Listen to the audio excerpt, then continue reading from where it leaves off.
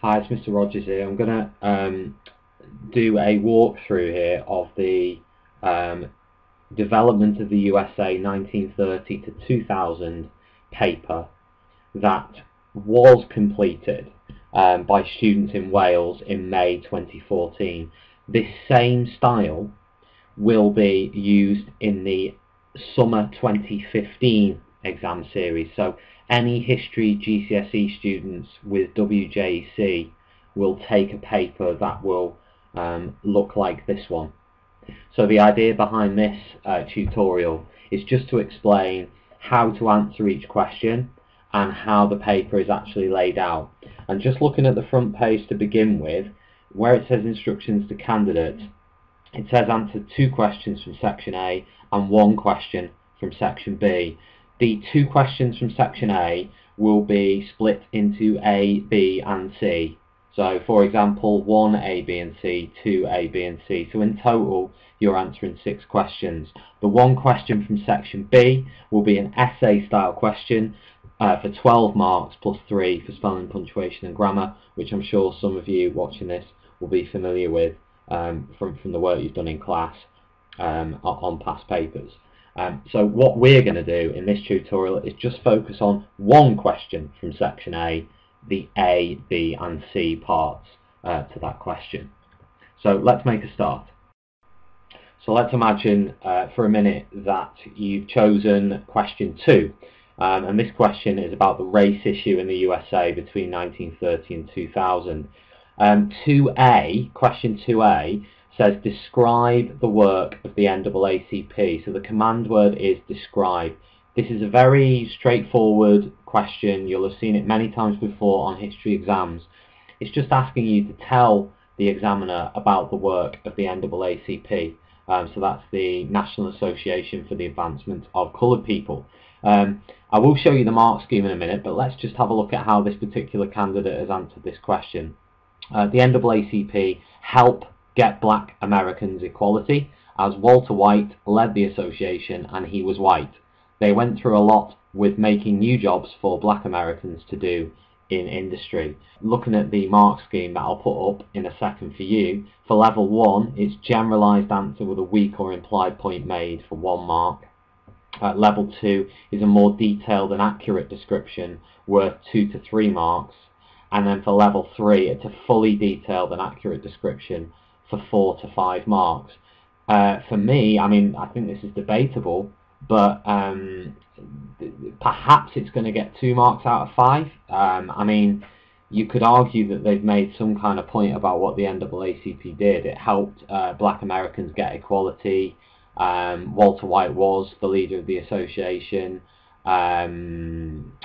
It tried to help black Americans in the work environment in different ways. So there's a couple of valid points there, but there's nowhere near enough detail and accuracy for what we would want to see in terms of getting a level 3. So I'd probably place that at 2 out of 5, but I think some people may even look at maybe a 1 out of 5 for that, if you were being perhaps a little bit nasty. I'll just put the mark scheme up now so you can see it yourself.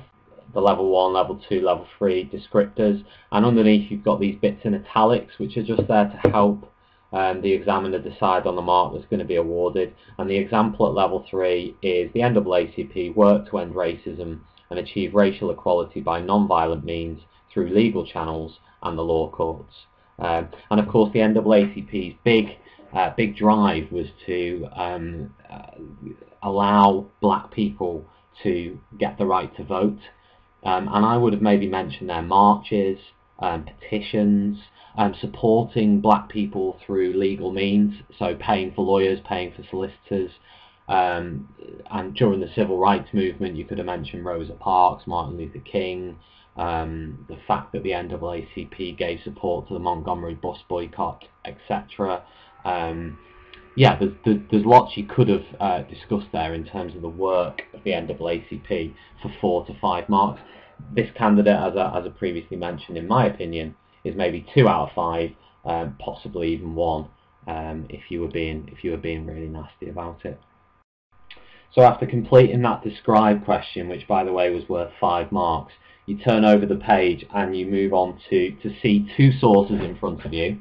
One is source A and one is source B. And it says, look at these two sources about methods of bringing change to the lives of black Americans in the 50s and 60s and answer the question that follows. It's absolutely crucial that you read these two sources and try to identify any differences between the two, because this question is about change and the reasons for change. So if you have a look at source A, it says Martin Luther King believes that non-violent protest is the most effective weapon against a racist and unjust society. He calls on his supporters to be peaceful in all forms of protest. Whereas source B is Malcolm X saying he is for violence if non-violence means we continue postponing a solution to the problems of black Americans. We must use violence to get black people their human rights in this country. Then I am for violence. Now, if we just put the sources side by side with the question. Okay, so the question says, explain why there were different views on how to bring about change for black Americans in the 1950s and 60s. 7 marks. In your answer, you should use the information provided in the sources and your own knowledge to show the extent of difference and the reasons for this. So there is a little bit of guidance there from the examiner. The main keywords to begin the question are explain why there were different views. Now, if you have a look at this answer, I'm not sure they really talk about why Martin Luther King and Malcolm X had different views. In source A, it starts off in source A, the newspaper writer believed that Martin Luther King thinks non-violent protests are the most effective and wants people to be peaceful in any protest. So people did do these protests. For example, the sit-ins and the freedom rides, where they refused to go to shops and buy stuff, and when the first desegregated buses, they were attacked, but they didn't react. But in source B, Malcolm X believed the peaceful protests would get nowhere, so he preferred violent protests to try and get their human rights. So we came up with the Black Power movement with the Black Panthers, which went around killing white Americans, and they protected Malcolm X. For me, it doesn't really talk about the differing reasons why they've got different views. And if you have a look on the mark scheme, which I'll put up in a second, for level 3, answers will focus more sharply on the reasons for the different views by contrasting Martin Luther King's non-violent Christian approach, which called for passive resistance in source A, with the more direct, violent methods of black militants like Malcolm X in source B. There will be focus on how many black Americans were frustrated at the slow pace of change and how they rejected Christianity and became attracted to the Nation of Islam, which advocated race war and separatism, together with the appeal to young, marginalised black Americans. Now, to put that in simple terms, it's basically saying that this candidate has not talked about why the views are different, focusing firstly on the fact that Martin Luther King believed in this peaceful protest inspired by Jesus and Gandhi. He believed in non-violent protest to achieve the aims of the civil rights movement. Malcolm X, on the other hand, saw Martin Luther King as this apologetic Uncle Sam figure who was very nicey-nicey to the white people who were ultimately oppressing the black people, and Malcolm X didn't feel that Martin Luther King was strong enough, and for that reason he was the man behind the Black Power movement. Now, looking at the answer yourself on the left, I mean, one of the positives in this particular candidate's answer is they have referenced the two sources, which is important.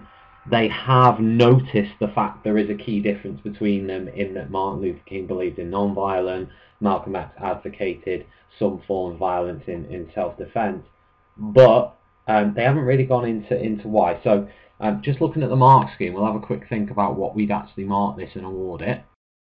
So just looking at the mark scheme now alongside the answer, and look at the levels on the right hand side. You've got level 1, level 2, level 3. So the first thing an examiner does is decides which level that answer falls within. So perhaps you can have a go at that just by looking at it, by pausing the video at this point and maybe try to mark it yourself. If not, I will move on with my thinking on it. Just looking at the mark scheme here, I think for me I'd go for level 2, accurate answer, which begins to address the question. And then it says in bold there underneath, answers worth 3 marks will use the sources and own knowledge to describe the issue. Answers worth, again the next bit in bold, answers worth 4 or 5 marks will use the sources and own knowledge to start to focus on the concept of change or development. References to sources here may be implicit. For me, it's going to be between 3 and 4 marks. If I was being generous, I might go for 4 marks out of 7, just because there is recognition of the different views. But again, would you say they've developed it? It's really debatable between a 3 and a 4 for me. Out of 7, for me, they haven't really developed any reasons why, and that's the bit I find difficult with this answer. At the end of this video, I will tell you what the WJC examiner awarded these questions. But for me, I'm finding that one a little bit tough in terms of where to put it. But I think it's either a 3 or 4. If I had to go for something, I'd probably be a little bit generous and go for a 4 marks there on that one. So let's move on from there onto the final question from the section, which is question 2C. So the next question on the paper is and the final one in the section is, why was the Montgomery bus boycott a turning point in the civil rights movement? This is the turning point question, worth 8 marks. So you have to say why this particular event was important and why it was a turning point. If you have a look at the answer itself, it says the bus boycott was a big turning point in the civil rights movement, as it was a start for desegregation, as black Americans started to protest against the buses policy and refused to ride the buses.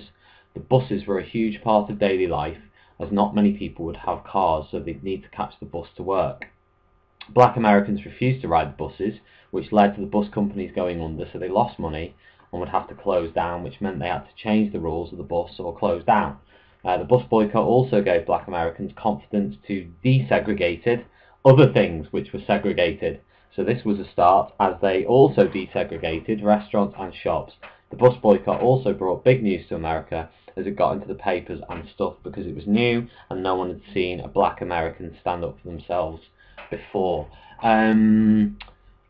Let's just bring in the mark scheme now, so you can have a quick look at that as well. But that's the answer that this candidate's produced. If you have a look at the mark scheme, level 1 is a generalised answer with weak or implied points made. Level 2 is mostly descriptive, limited attempt at analysis of the key issue.